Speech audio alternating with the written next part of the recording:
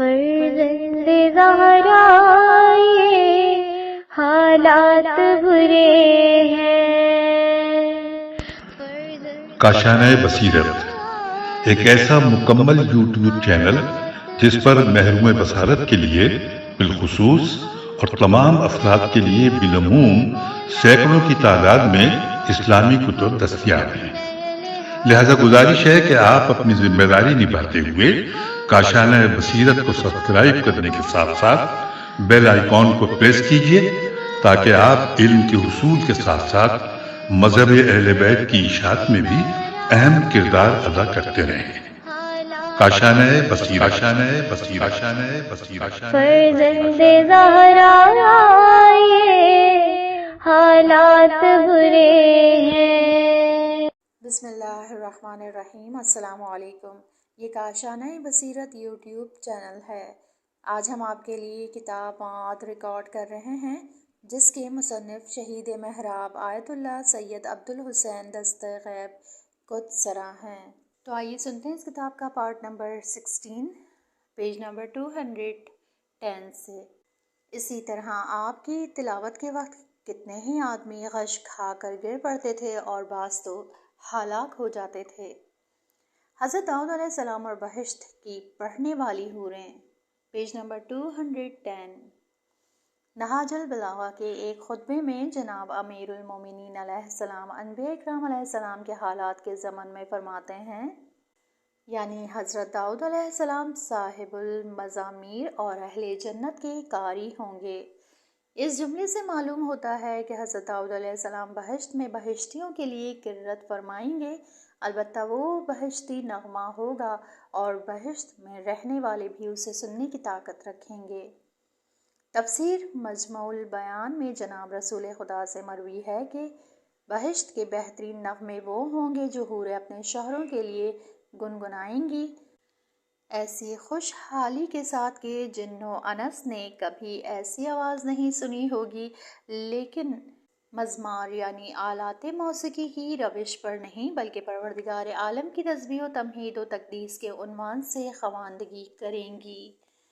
دنیا میں ترک غنا کا بدلہ، پیج نمبر 211۔ مروی ہے کہ بہشتی پرندے بہترین لحن میں نغمہ سرائی کریں گے۔ حضرت امام صادق علیہ السلام سے لوگوں نے پوچھا کہ کیا بہشت میں غنا و سرود ہے؟ آپ علیہ السلام نے فرمایا، بہشت میں ایک درخت ہے، خداوند عالم بہشتی ہواؤں کو حکم دے گا کہ چلیں۔ جب ہوائیں چلیں گی تو اس درخت سے طرح طرح کے نغمے پیدا ہوں گے کہ خلائق نے اس خوبی کے ساتھ کسی ساز کی آواز اور کوئی نغمہ نہ سنا ہوگا۔ پھر آپ علیہ السلام نے فرمایا کہ دنیا میں خوف خدا سے غنا و سرود سننے سے پرہیز کرنے کی جزا ہے۔ روحانی نعمتیں اور لذتیں، پیج نمبر 211۔ بہشت میں روحانی نعمتیں بھی متعدد اقسام کی ہوں گی جن کا ادراک ہماری عقلوں سے خارج ہے۔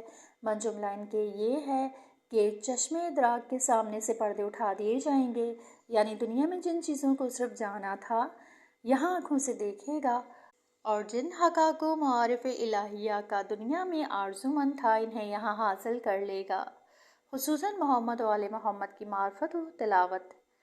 تفسیر صافی میں آیت مبارکہ صافات آیت نمبر 27 کے ضمن میں لکھتے ہیں کہ یعنی معارف و فضائل کے متعلق بہشتی معارف الہی اور فضائل محمدی کے بارے میں ایک دوسرے سے مذاکرہ کریں گے۔ من جملہ ان نعمتوں کے اللہ کی طرف سے ہر طرح کی تعظیم و تکریم و عزت افزائی ہوگی، جیسے یہ کہ ہر فرد بہشتی اپنے ماں باپ اور بیوی بچوں کی بشرط یہ کہ وہ دخول بہشت کی صلاحیت رکھتے ہوں، یعنی دنیا سے با ایمان اٹھے ہوں، شفاعت کر کے ان سب کو اپنے ساتھ رکھے گا۔ یہ امر مرد مومن کے احترام کے طور پر ہوگا، اگرچہ اس کے ماں باپ اور بیوی بچے وغیرہ اس مقام کی اہلیت بھی نہ رکھتے ہوں۔ چنانچہ خداوند عالم قرآن مجید میں ارشاد فرماتا ہے، سورۃ الرعد آیت نمبر 23۔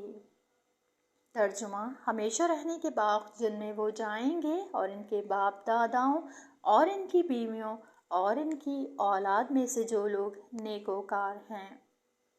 ملائکہ کی مبارکباد اور رب العزت سے شرف ہم کلامی۔ Page number 212۔ نیز جب بہشتی لوگ بہشت میں اپنے اپنے مقام پر پہنچ جائیں گے، اس وقت خداوند متعال کی طرف سے 1000 فرشتے مامور ہوں گے کہ مومن کی زیارت کریں اور اس کو تہنیت اور مبارکباد دینے کے لیے جائیں، اور مومن کی قصر جس میں 1000 دروازے ہوں گے کہ ہر دروازے سے ایک ایک فرشتہ وارد ہوگا اور سب مومن کو سلام کریں گے۔ سورہ رعد آیت نمبر 23-24۔ اور مبارکباد دیں گے۔ سب سے بالا تر کرامت جو مومن کو نصیب ہوگی وہ پروردگار عالم سے شرف ہم کلامی حاصل ہونا ہے، اور اس سلسلے میں بہت سی روایتیں وارد ہوئی ہیں، لیکن جو کچھ قرآن مجید میں سورہ یاسین میں خداوند عالم فرماتا ہے وہی کافی ہے۔ اور تفسیر منہاج الصادقین میں جابر بن عبداللہ انصاری سے روایت کی ہے کہ جناب رسول خدا صلی اللہ علیہ وآلہ وسلم نے فرمایا ہے کہ بہشتی لوگ بہشت کی نعمتوں میں مستغرق ہوں گے کہ اچانک ان پر ایک نور ساطع ہوگا اور اس سے آواز آئے گی، السلام علیکم یا اہل الجنہ۔ اور اسی کے پیش نظر یہ کہا جاتا ہے کہ جو باتیں دنیا میں پیغمبران خدا کو نصیب تھیں، من جملہ ان کے خداوند عالم سے ہم کلام ہونا، آخرت میں وہ باتیں بہشتیوں کو بھی نصیب ہوں گی۔ بحار الانوار جلد 2 میں جنتیوں کے لیے انوار الہیہ کی تجلیات کی کیفیت کے بارے میں مفصل احادیث ہیں، من جملہ ان کے مقام رضوان ہیں جس کا ذکر قرآن مجید میں ہے۔ سورہ توبہ آیت نمبر 21 اور سورہ توبہ آیت نمبر 72۔ پیغمبر خدا کے ہمسائے اور حضرات آل محمد سے مومنین کا اتصال، پیج نمبر 213۔ من جملہ ان نعمتوں کے محمد و آل محمد صلی اللہ علیہ وآلہ وسلم کی مومنین کی ہمسائیگی اور ان حضرات علیہ السلام سے ان کا اتصال ہے۔ چنانچہ پیغمبر خدا صلی اللہ علیہ وآلہ وسلم نے فرمایا ہے، یا علی، تمہاری شیعہ روشن و منور چہروں کے ساتھ نور کے ممبروں پر رونق افروز ہوں گے اور وہ سب بہشت میں میرے ہمسائے ہوں گے۔ انہی نعمتوں میں سے بہشت میں قیام میں جاودانی ہے، جس وقت مومن یہ خیال کرے گا کہ یہ بڑی بڑی نعمتیں کبھی بھی ہرگز اس سے سلب نہیں ہوں گی اور نہ ان میں کوئی کمی باقی ہوگی، تو وہ دل میں ایک عجیب لذت و سرور محسوس کرے گا جس کو بیان نہیں کیا جا سکتا۔ روحانی نعمتوں میں سے ایک یہ ہے کہ انبیاء و صالحہ اور مومنین سے ملاقاتیں ہوتی رہیں، چنانچہ قرآن مجید میں خداوند تعالیٰ فرماتا ہے، سورہ صفات آیت نمبر 44، یعنی وہ لوگ تخت پر ایک دوسرے کے مقابل بیٹھے ہوں گے۔ ہر روز ایک پیغمبر کے ہاں مہمانی، پیج نمبر 213۔ مروی ہے کہ ہر روز بہشت میں مومنین پیغمبران خدا میں سے کسی ایک کے ہاں ملاقات و زیارت کے لیے جایا کریں گے اور اس دن اسی پیغمبر کے ہاں مہمان رہیں گے۔ البتہ ہر جمعرات کے حضرت خاتم الانبیاء حضرت پیغمبر خدا صلی اللہ علیہ وآلہ وسلم کے مہمان ہوا کریں گے اور ہر جمعے کو مقام قرب حضرت احادیث جلت عظمت میں مدعو ہوا کریں گے۔ موضع بہشت حاصل کرنے کے لیے ہم کیوں کوشش نہیں کرتے؟ Page number 214۔ بہشت کی نعمتوں کے متعلق ایک مختصر سا خاکہ تھا جو پیش کیا گیا۔ اب ہمیں انصاف سے سوچنا ہوگا کہ کیا کوئی عقل مند انسان اپنے لیے یہ گوارا کرے گا کہ وہ ایسے روحانی لذائذ اور مقامات شافعہ، درجات و عالیہ سے اپنے کو محروم رکھے؟ انسان دنیاوی مقامات و عہدوں پر پہنچنے کے لیے کتنی زحمتیں جھیلتا ہے اور کتنی تکلیفیں برداشت کرتا ہے، حالانکہ یقین نہیں ہوتا کہ مقصود تک پہنچ جائے گا، اور بہت رنج و کلفت کے بعد مقصد تک پہنچ بھی جائے تو موت کے ہاتھوں اس سے محروم بھی ہو جائے گا، لیکن ان مقامات عالی اور ہمیشہ باقی رہنے والی سعادتوں کے حصول کے لیے ایک قدم بھی نہیں اٹھاتا، باوجود یہ کہ جو شخص بھی اس راہ میں کوشش و جد و جہد کرے گا وہ یقیناً اپنے مقصود کو پائے گا۔ اس کوتاہی اور بے اعتنائی کا سبب انسان کی پست ہمتی اور دو روزہ دنیاوی لذات و شہوات کے حصول میں انہماک اور اتنے ہی پرخوش رہنا ہے۔ حالانکہ ان میں ہزاروں آلائشیں ہوتی ہیں، جیسا کہ قرآن مجید میں خدا فرماتا ہے، مگر انسان تو یہ چاہتا ہے کہ اپنے آگے بھی ہمیشہ برائی کرتا جائے۔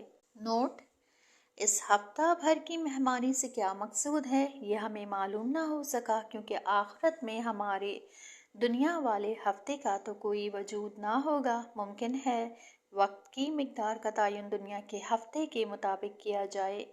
زبان حقیقت ترجمان مولائے متقیان امیر المومنین علیہ السلام سے بہشت کی توصیف، پیج نمبر 214۔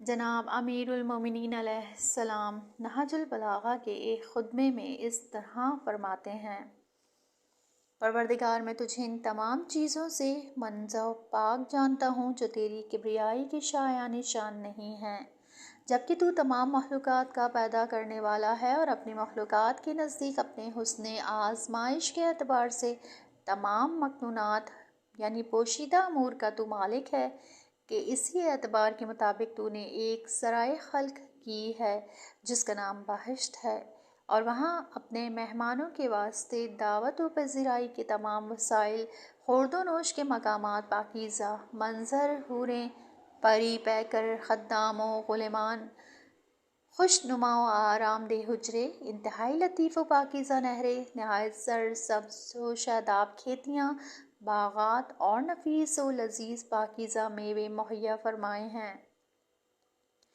پھر تو نے اپنے ایک نمائندے کو مبعوث فرمایا اور حضرت محمد مصطفیٰ صلی اللہ علیہ وآلہ وسلم ہیں، جو لوگوں کو اس پاکیزہ سرائے کی طرف دعوت دیتے رہے جس میں انواع و اقسام کی ہمیشہ قائم رہنے والی نعمتیں ہیں۔ بس یہ نوع بشر کی بدبختی تھی کہ نہ تو انہوں نے داعی علی اللہ کی آواز پر لبیک کہی اور نہ ان چیزوں کی طرف راغب ہوئے جن کی طرف تو نے رغبت دلائی، اور نہ اس چیز کے آرزو مند ہوئے جن کا تو نے آرزو مند بنانا چاہا، بلکہ اس فریب کار اور مردار دنیا کی طرف راغب رہے جس کے کھانے کے نتیجے میں وہ رسوا ہوئے، اور اس ناچیز و بے مقدار مردار کی دوستی پر ایک دوسرے کے ساتھ صلح و عاشتی کر لی۔ بس جس شخص نے اس دنیائے بے اعتبار کو دوست رکھا اور اس کا والا و شیدہ ہوا، اس کو اس نے اندھا بنا دیا، ایسا اندھا کہ اسے اپنا عیب و نقصان بھی نظر نہیں آتا، اور اس کے دل کو اس چیز کے ادراک سے جو اس کے لیے سزاوار و مناسب تھی بیمار ڈال دیا۔ بس وہ بیمار کمزور آنکھوں سے دیکھتا ہے اور بہرے کانوں سے سنتا ہے۔ بے شک دنیاوی خواہشات نے اس کی عقل کو بیکار کر دیا ہے، اور دنیا نے اس کے دل کو مردار کر دیا ہے اور اسے اپنا گرویدہ اور شیدہ بنا لیا ہے۔ بس وہ دنیا کا بندہ اور ہر اس شخص کا غلام بن گیا جس کے پاس متاع دنیا میں سے کچھ ہو۔ نہج البلاغہ۔ باوجود یہ کہ دو راستوں کے علاوہ کوئی تیسرا راستہ ہمارے سامنے نہیں ہے، انسان یا تو بہشتی ہوگا یا جہنمی۔ اب اگر کوئی خدا کا راستہ اختیار نہ کرے تو وہ صرف یہ کہ ان تمام نعمتوں سے جن کا ایک مختصر سا خاکہ ہم نے پیش کیا محروم رہے گا، بلکہ اس کی جگہ بھی جہنم ہوگی، اور جو تکلیفیں اسے درپیش ہوں گی ان میں سے ایک شمع برابر ہم ذکر کریں گے۔ دوزخ، پیج نمبر 216۔ دوزخ ایک پایہ وسیع و عریض گڑھا ہے جس میں غضب پروردگار کی آگ افروختہ ہوگی، اور یہ آخروی قید خانہ ہے جس میں طرح طرح کے عذاب اور قسم قسم کی شدتیں، تکلیفیں، بلائیں اور مصیبتیں ہوں گی جن کا ادراک بھی ہمارے ذہن سے بالاتر ہے، اور در حقیقت یہ بہشت کی بالکل ضد ہے۔ چنانچہ بہشت میں انواع و اقسام کی نعمتیں، لذتیں، آسائشیں موجود ہوں گی، اور ذرہ برابر بھی رنج و تکلیف کا شائبہ بھی نہ ہوگا، جبکہ جہنم میں صرف شدتیں، سختیاں، رنج و مصیبتیں، اذیتیں اور بلائیں بھی ہوں گی، اور ذرہ برابر بھی آرام و آسائش کا وہاں گزرنا ہوگا۔ یہاں ہم ان چند عذابوں کا ذکر کرتے ہیں جن کا ذکر قرآن مجید میں آیا ہے۔ جہنم میں کھانے اور پینے کی چیزیں، پیج نمبر 216۔ سورہ واقعہ آیت نمبر 51-52، یعنی بے شک اے گمراہوں اور جھٹلانے والوں، تمہیں ضرور بالضرور زقوم یعنی تھوڑ کے پھل اور پتے کھانا پڑے گا۔ آیت نمبر 35، پس بھوک کی شدت کی وجہ سے تم اس سے اپنے شکم پر کر لو گے۔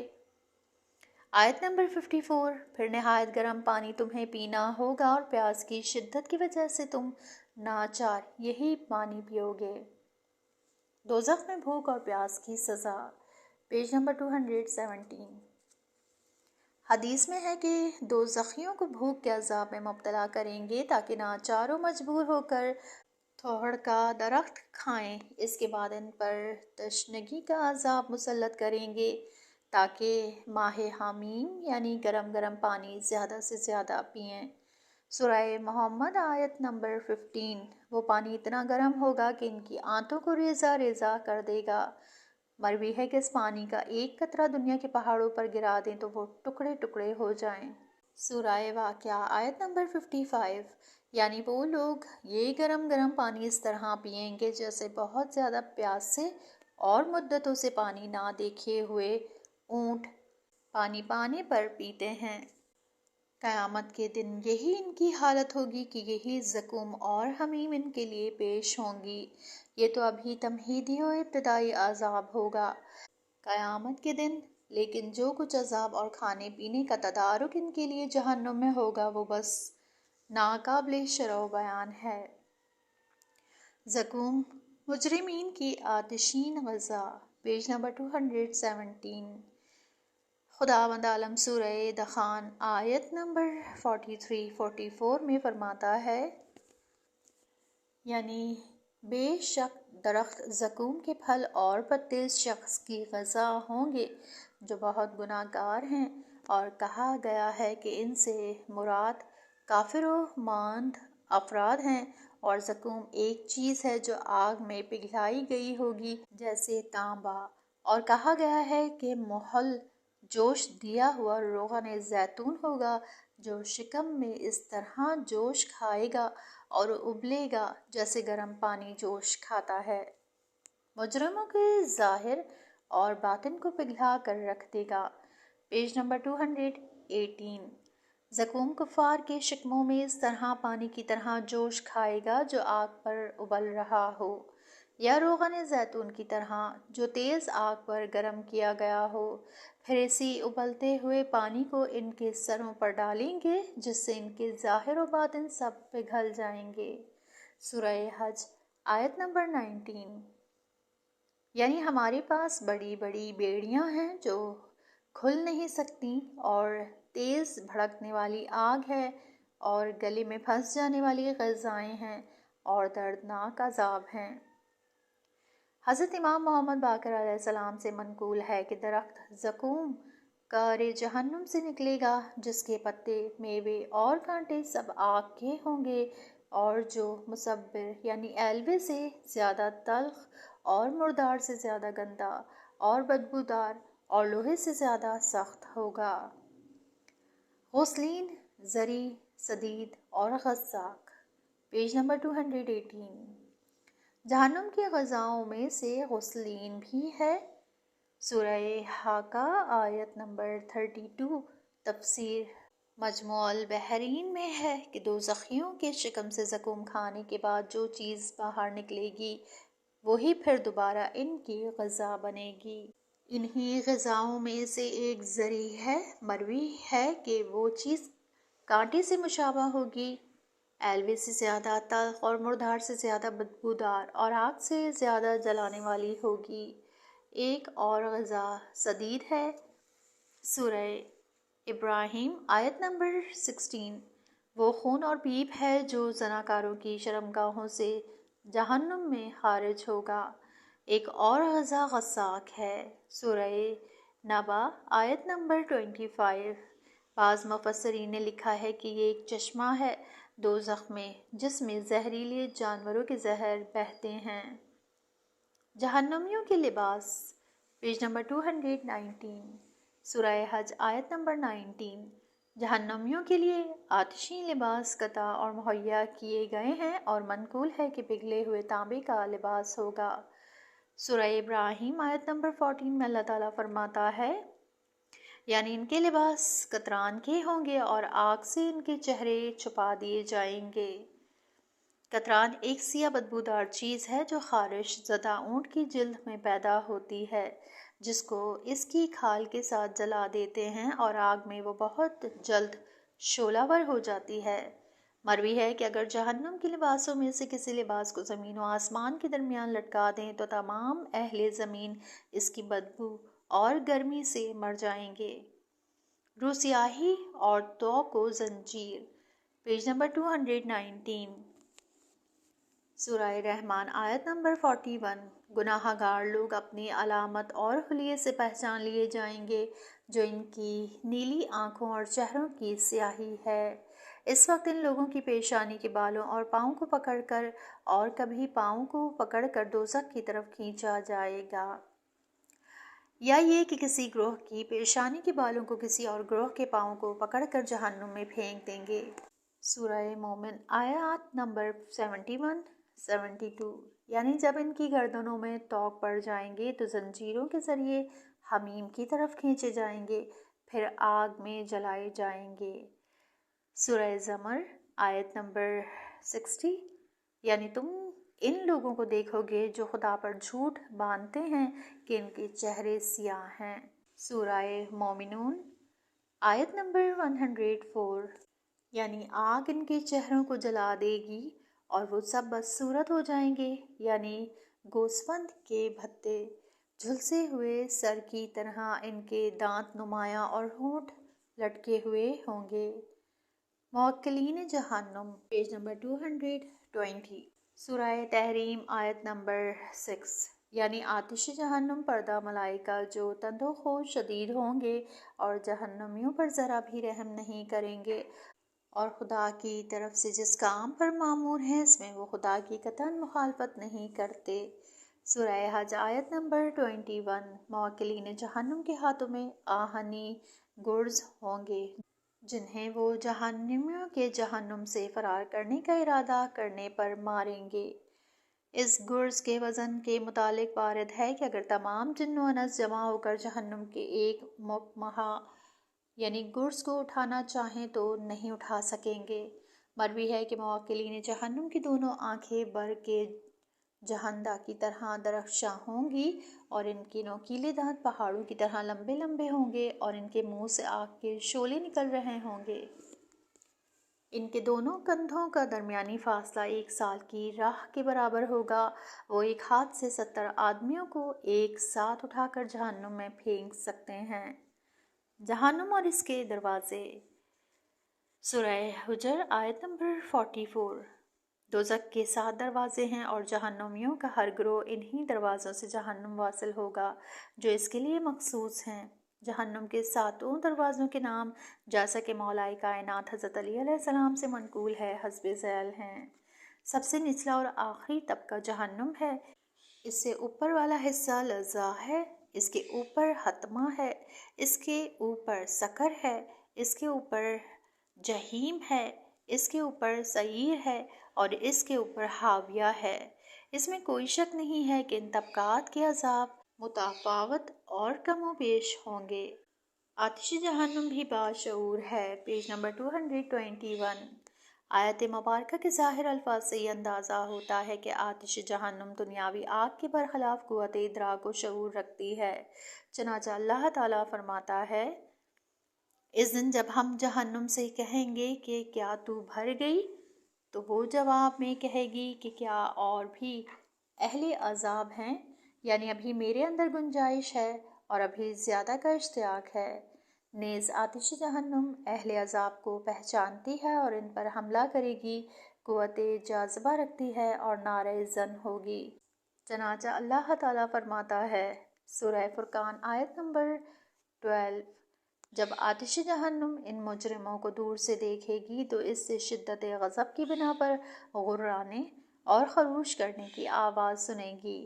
حضرت صادق علیہ السلام سے مروی ہے کہ جہنم کا نعرہ مارنے کی آواز لوگ سنیں گے۔ مومن کا نور جہنم کے شعلوں کو کم کر دے گا۔ سورہ ملک آیت نمبر 8۔ قریب ہے کہ کافروں پر غضب کے سبب جہنم مارے جوش کے پھٹ پڑے۔ مروی ہے کہ مومن کے پل صراط پر سے گزرنے کے وقت جہنم کی آواز بلند ہوگی کہ اے مومن میرے اوپر سے جلد گزر جا، تیرا نور میرے شعلوں کو بجھا رہا ہے۔ چونکہ مومن رحمت ہے اور آتش جہنم غضب سے ہے، اور رحمت حق اس کے غضب پر غالب ہے۔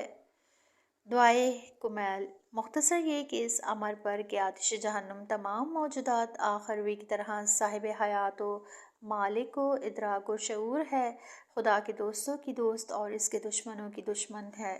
ہمارے پیش نظر بہت سے شواہد ہیں۔ جہنمی لوگ بہت تنگ جگہ میں رہیں گے۔ Page number 222۔ جہنم کا ایک وصف یہ بھی ہے کہ باوجود یہ کہ اگر اس میں تمام جن و انس کو بھی جھونک دیں تب بھی اس میں گنجائش باقی رہے گی، لیکن جہنمی لوگ بے حد تنگی اور فشار میں رہیں گے، جس طرح سے کھوٹی دیوار کے اندر ہوتی ہے۔ چنانچہ اللہ تعالیٰ فرماتا ہے سورہ فرقان آیت نمبر 23، جب جہنمی لوگ دوزخ کی تنگ جگہ میں ڈال دیے جائیں گے، در حالانکہ وہ لوگ آتشی زنجیروں میں بندھے ہوئے ہوں گے، وہ لوگ اس طرح فشار میں ہوں گے کہ موت کی آرزو کریں گے یا یہ کہیں گے ہائے افسوس، اور جس اندازے سے بہشتی لوگ روشنی میں ہوں گے، اسی اندازے سے دوزخی لوگ ظلمت و تاریکی اور ابدی وحشت و دہشت میں رہیں گے، بالکل اس شخص کی مانند جو سمندر کی تہہ میں گرفتار ہو کہ جہاں تہہ با تہہ موجوں کی تاریکی اس کو چاروں طرف سے گھیرے ہوئے ہو۔ اللہ تعالیٰ فرماتا ہے سورہ نور آیت نمبر 40، تاریکی اتنی گہری ہوگی کہ اگر اپنا ہاتھ دیکھنا چاہے تو اسے اپنا ہاتھ تک دکھائی نہیں دے گا۔ روحانی عذاب پیج نمبر 223۔ دوزخیوں کے لیے علاوہ جسمانی شکنجوں کے اور تکلیفوں کے روحانی عذاب بھی ہوں گے۔ من جملہ ان کے یہ ہے کہ انہیں برابر یاد رہے گا کہ ہمیشہ اسی جگہ رہنا ہے اور تکلیفیں اور عذاب جھیلنا ہے، اس سے انہیں کبھی نجات نہیں ملے گی اور یہ دوزخیوں کے لیے سخت ترین عذاب ہوگا۔ اس میں کوئی شک نہیں ہے کہ وہ کفار و منافقین جن پر حجت تمام کی جا چکی ہوگی پھر بھی بے ایمان مرے ہوں گے، وہ ہمیشہ ہمیشہ کے لیے عذاب جہنم میں گرفتار ہوں گے۔ اللہ تعالیٰ فرماتا ہے سورہ بینہ آیت نمبر 8، دوسری جگہ ارشاد فرماتا ہے پس خدا کے دشمنوں کی سزا نار جہنم ہے اور وہ اس میں ہمیشہ ہمیشہ رہیں گے۔ کافر کا بہشت میں جانا محال ہے۔ Page number 224۔ بلکہ قدرت نے ان کے جہنم سے نکلنے کو محال سے تشبیہ دی ہے، چنانچہ اللہ تعالیٰ فرماتا ہے سورہ اعراف آیت نمبر 40، یعنی وہ کفار جنت میں داخل نہیں ہوں گے یہاں تک کہ اونٹ سوئی کے ناکے سے گزر جائے، یعنی جس طرح یہ امر محال ہے اسی طرح کفار کا جنت میں داخل ہونا محال ہے۔ اس سلسلے میں بہت سی احادیث وارد ہیں، اور جس شخص کے دل میں ذرہ برابر بھی ایمان ہوگا وہ جہنم میں ہمیشہ نہیں رہے گا۔ الہی نعمتوں سے محرومی بدترین سزا ہے۔ Page number 224۔ دوسرا روحانی عذاب یہ ہے کہ جہنمی اس امر کی طرف برابر متوجہ رہے گا کہ پروردگار عالم کی بے پایہ رحمتوں اور نعمتوں اور مہربانیوں سے وہ محروم ہے، بلکہ مزید برآں غضب و بے اعتنائی پروردگار کا مستحق قرار پایا ہے۔ چنانچہ اللہ تعالیٰ فرماتا ہے بے شک اس دن وہ لوگ اپنے پروردگار سے حجاب میں ہوں گے، یعنی رحمت و احسان و ثواب الہی سے محروم رہیں گے۔ دوسری جگہ ارشاد فرماتا ہے سورہ آل عمران آیت نمبر 77، ان لوگوں کے لیے آخرت میں کوئی نیک جزا نہیں ہے اور خدا ان سے بات بھی نہیں کرے گا اور قیامت کے دن ان کی طرف نگاہ شفقت و رحمت نہیں فرمائے گا۔ جہنم میں مرگ بار حسرتیں پیج نمبر 225۔ روحانی سزاؤں میں سے ایک سزا وہ حسرت و افسوس ہم و غم ہوگا جس کے صدمے سے اگر دوزخ میں اگر موت ممکن ہوتی تو روزانہ موت کو ترجیح دیتے اور مر جانا گوارا کر لیتے۔ چنانچہ خداوند عالم فرماتا ہے اور ان کے اعمال کی نشاندہی فرما رہا ہے جو کہ ان کے رنج و اندوہ کے اسباب ہوں گے۔ سورہ بقرہ آیت نمبر 167۔ دوسری جگہ خداوند عالم ارشاد فرماتا ہے، سورہ فرقان آیت نمبر 27، اس دن ظالم اپنے ہاتھوں کو دانتوں سے کاٹے گا اور کہے گا، اے کاش خدا کے رسول کے ساتھ کوئی نجات کا راستہ اختیار کر لیے ہوتا۔ حضرت امام صادق علیہ السلام سے مروی ہے کہ جنتی لوگ جب بہشت میں اور دوزخی لوگ جب دوزخ میں اپنی اپنی منزل پر مستقر ہو جائیں گے تو جنت و جہنم کے درمیان جھروکے کھل جائیں گے اور منادی ندا کرے گا، اے جنت والو ذرا جہنمیوں کی منزلیں اور ان کی حالت کو دیکھو، اگر تم لوگوں نے بھی احکام خداوندی کی مخالفت کی ہوتی تو وہی منزلیں جہنم میں تمہاری بھی ہوتی۔ پھر منادی آواز دے گا، اے جہنم والو بہشت کی اعلیٰ منزلوں کو دیکھو، اگر تم نے بھی اطاعت خداوندی کی ہوتی تو تمہاری جگہیں بھی وہی ہوتی۔ بس جہنمیوں پر ایسا غم و اندوتاری ہوگا کہ اگر وہاں مرنا میسر ہوتا تو وہ مارے افسوس کے مر جاتے۔ یہاں اس کتاب کا یہ پارٹ ختم ہوا، اگلے حصے میں نیکسٹ پارٹ سنیں گے۔